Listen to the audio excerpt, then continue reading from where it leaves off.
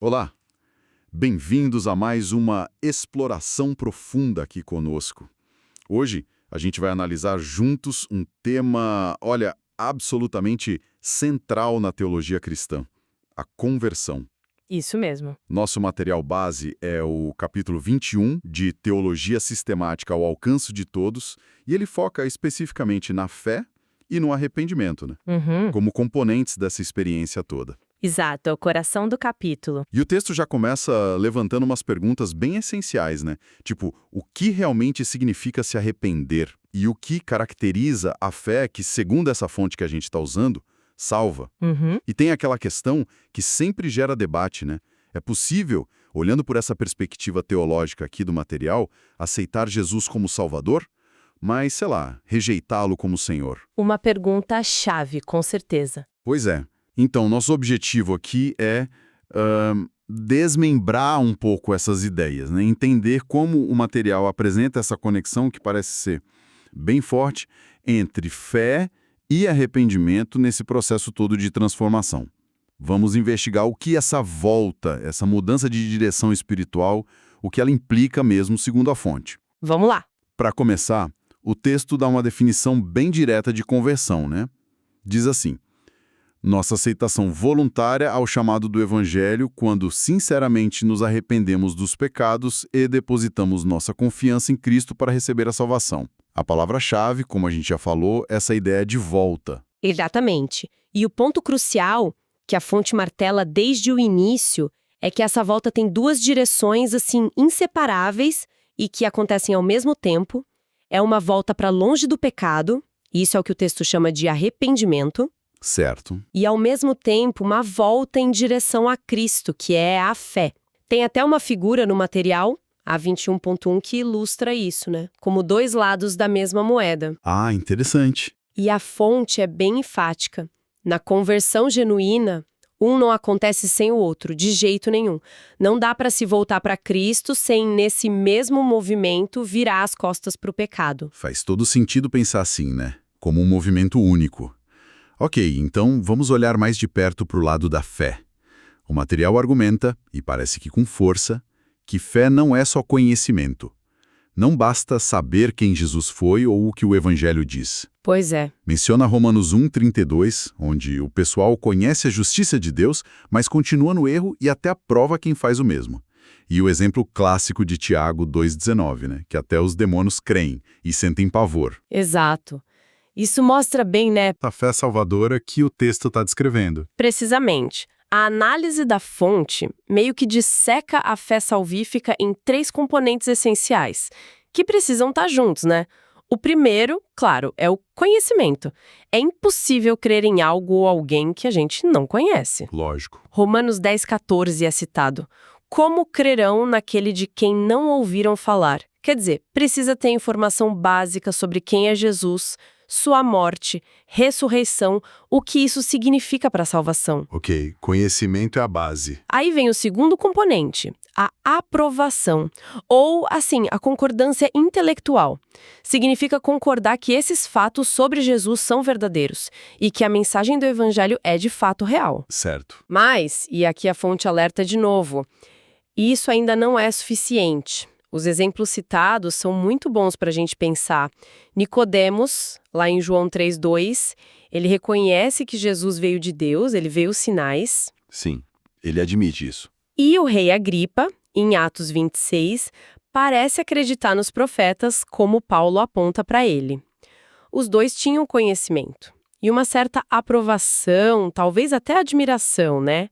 Mas naqueles momentos ali, o texto sugere que faltava o elemento decisivo. E qual seria então esse elemento decisivo? O que transforma o saber e o concordar em fé salvífica, segundo essa análise? É o terceiro elemento, a confiança pessoal, ou compromisso pessoal. Esse é o ponto nevrálgico, assim, que o material destaca. É a decisão ativa, um ato da vontade mesmo, de depender pessoalmente de Jesus. E especificamente, como o texto frisa, para o perdão de pecados e para a vida eterna com Deus. Ah, entendi. É nesse ponto que a pessoa deixa de ser só um espectador que concorda com os fatos e passa a se relacionar com Cristo de forma pessoal, depositando nele a sua esperança de salvação. É uma transferência de confiança, né? Sai da autoconfiança ou da confiança em outras coisas para confiar exclusivamente em Cristo. Sabe que eu achei muito pertinente a observação do texto sobre a palavra confiança. Sugere que, talvez na nossa linguagem de hoje, confiança capture melhor a essência da fé bíblica do que as palavras fé ou crença. Interessante isso.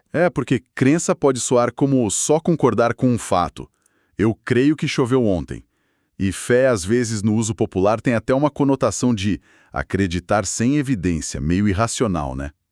Já confiança traz essa ideia de dependência pessoal, de contar com alguém, que a gente vive nos relacionamentos. Sim, essa nuance da linguagem é bem explorada pela fonte para reforçar justamente essa natureza relacional da fé. O material aponta para a própria linguagem da Bíblia. João 1,12 fala em receber Cristo como a gente recebe uma pessoa, um convidado de honra na vida, né? E João 3,16 usa a expressão grega pisteo eis auton. A fonte destaca que essa preposição eis, que é para dentro de, em direção a, sugere mais do que só acreditar que Jesus existe. Indica um movimento de entrega, de se lançar sobre ele, de se apoiar nele. É mais ativo, então. Bem mais. Cita até o estudioso Leo Morris, que argumenta que essa expressão implica tirar a confiança de si mesmo e depositar em Cristo, indicando um elemento moral de confiança pessoal e não só concordância intelectual. Faz sentido. E tem mais, o próprio Jesus nos evangelhos, né? Frequentemente ele convida as pessoas a uma ação pessoal. Venham a mim, Mateus 11:28, quem vier a mim, João 6:37. Se alguém tem sede, venha a mim e beba, João 7:37. Verdade. Segundo a análise do texto, todas essas chamadas pintam um quadro de movimento, de busca ativa, de aproximação para encontrar descanso e satisfação nele. Isso reforça demais a ideia de que a fé salvífica descrita é dinâmica, é relacional. Um compromisso pessoal profundo vai muito além de simplesmente aceitar um conjunto de doutrinas. Então, o quadro que o texto pinta da fé salvífica é bem completo mesmo. Começa com o conhecimento dos fatos essenciais do Evangelho, passa pela concordância de que são verdadeiros, e isso inclui reconhecer a própria necessidade de salvação e que Cristo é suficiente, né? Exato. Mas culmina de forma decisiva na escolha voluntária de confiar nele pessoalmente, de depender dele para o perdão e a vida eterna. É um envolvimento total da pessoa, mente, emoções e vontade. Perfeito. É isso aí. Ok, entendido o lado da fé. Vamos agora virar a moeda e explorar o arrependimento. Como é que a fonte define isso e como diferencia de um simples remorso, por exemplo? Ótima pergunta. A definição que o texto oferece é uma tristeza profunda pelo pecado, seguida da renúncia e do compromisso de abandoná-lo e de andar em obediência a Cristo. E essa diferenciação que você mencionou é crucial aqui. Certo. O material usa 2 Coríntios 7, versículos 9 e 10 para fazer um contraste fundamental. Existe a tristeza segundo Deus, que produz o arrependimento genuíno que leva à salvação, e existe a tristeza do mundo, que leva à morte. E qual seria a diferença na prática entre essas duas tristezas, segundo essa análise? Olha, a tristeza do mundo parece ser mais focada nas consequências ruins do pecado. O constrangimento, a perda, o medo do castigo. A pessoa pode lamentar ter sido pega ou sofrer as repercussões, sabe? Mas sem necessariamente odiar o pecado em si ou desejar uma mudança de rumo de verdade. Entendo. Tipo, poxa, me dei mal. Exatamente. O exemplo de Esaú, que é citado em Hebreus 12:17, ilustra isso bem. Ele chorou amargamente por ter perdido a bênção, mas o texto de Hebreus diz que ele não achou lugar de arrependimento. Isso sugere que a tristeza dele era pela perda, não pelo desprezo que ele teve lá atrás pela primogenitura ou por uma mudança de coração em relação a Deus. Entendi a diferença. Já a tristeza segundo Deus, o arrependimento verdadeiro que a fonte descreve envolve 3 dimensões da pessoa: a mente, reconhecer e concordar que o pecado é errado, não só prejudicial, mas uma ofensa contra a santidade e a autoridade de Deus. Atos 20 e 21 fala de arrependimento para com Deus, destacando isso. Ah, a ofensa a Deus é central. Sim. Depois a emoção, sentir uma tristeza genuína, um pesar profundo, até mesmo uma aversão ou ódio pelo pecado cometido, por reconhecer como ele ofende a Deus. E, por fim, a vontade, tomar a decisão consciente, deliberada, de abandonar o pecado, de dar as costas para ele e, ao mesmo tempo, de se voltar para Deus com o compromisso de seguir os caminhos dele, de obedecer a Cristo. Essa decisão da vontade parece ser o ponto-chave, né? E o texto faz uma ressalva interessante sobre a relação disso com a mudança de vida que a gente vê, né?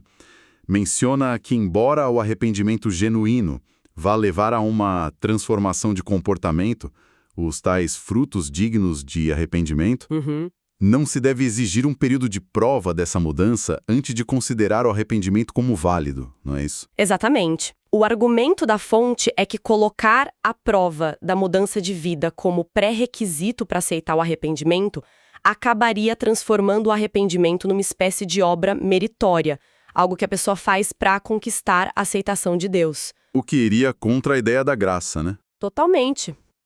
Contrariaria a ideia central da salvação pela graça mediante a fé. O arrependimento, como descrito aqui, é fundamentalmente uma decisão interna, uma mudança de disposição do coração e da mente. É um voltar-se que acontece primeiro no íntimo, entende? Embora, claro, as consequências disso vão se manifestar externamente ao longo do tempo. Entendi. Essa conexão entre a decisão interna e a manifestação externa nos leva direto para o ponto central que a fonte parece enfatizar o tempo todo. Essa união que não dá para separar entre fé e arrependimento. Não são duas etapas, mas duas faces da mesma conversão. É o coração da argumentação, sem dúvida.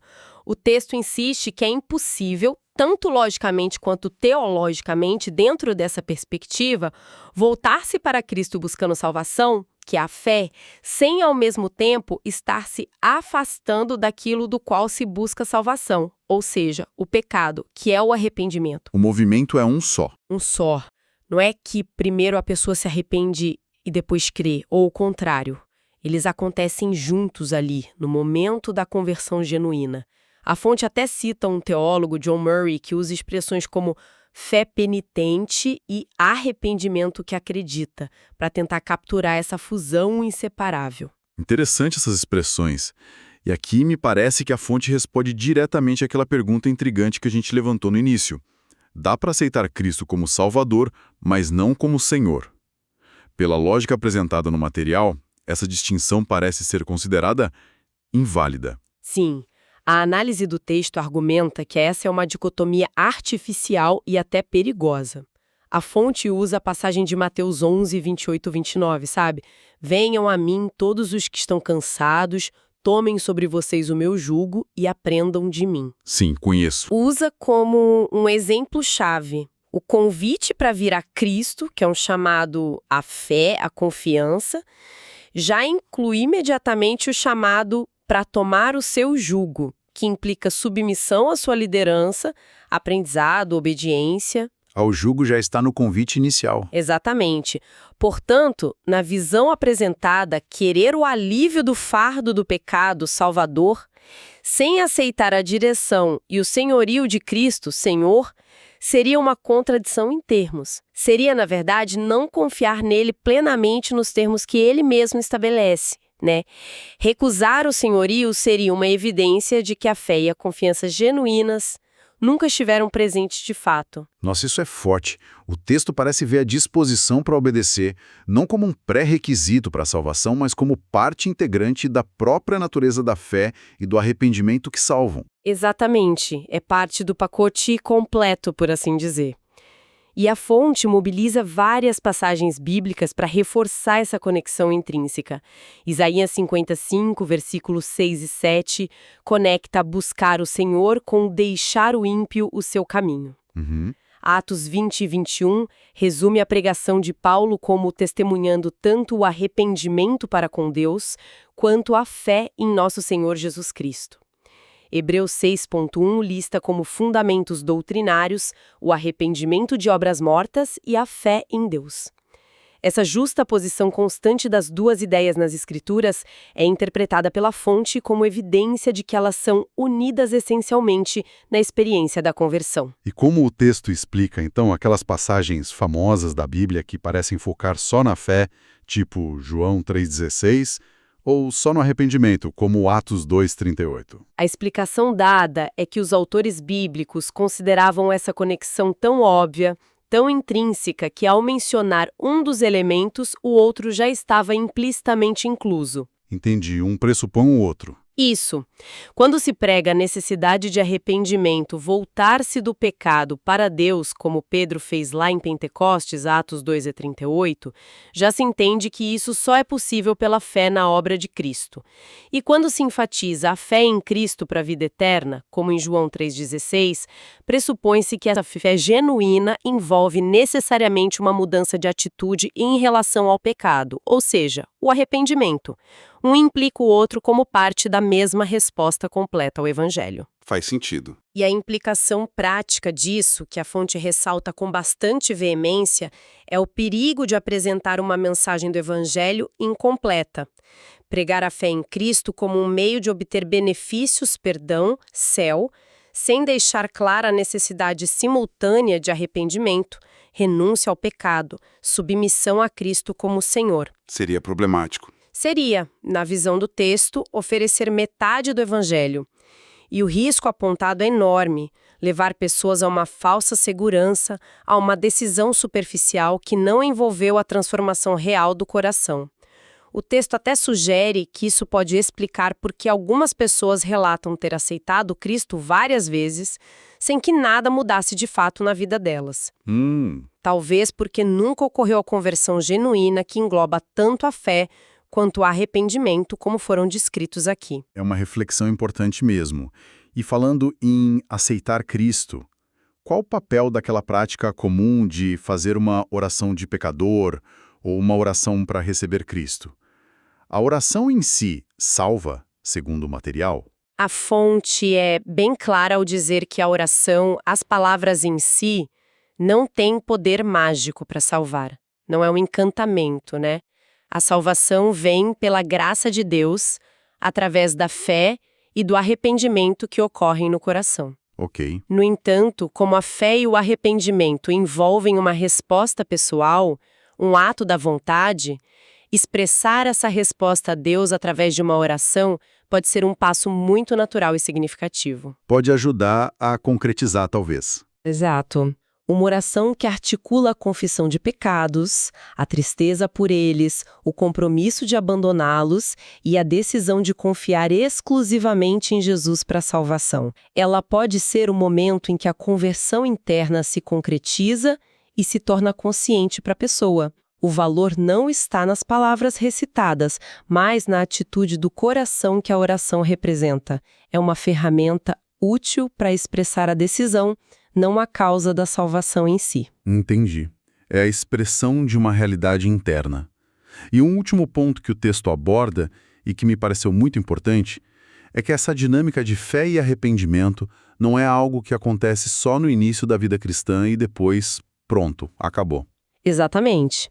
Este é um ponto crucial para a gente entender a vida cristã como um todo, segundo a fonte. Argumenta-se que fé e arrependimento não são apenas a porta de entrada, mas a própria estrada pela qual se caminha.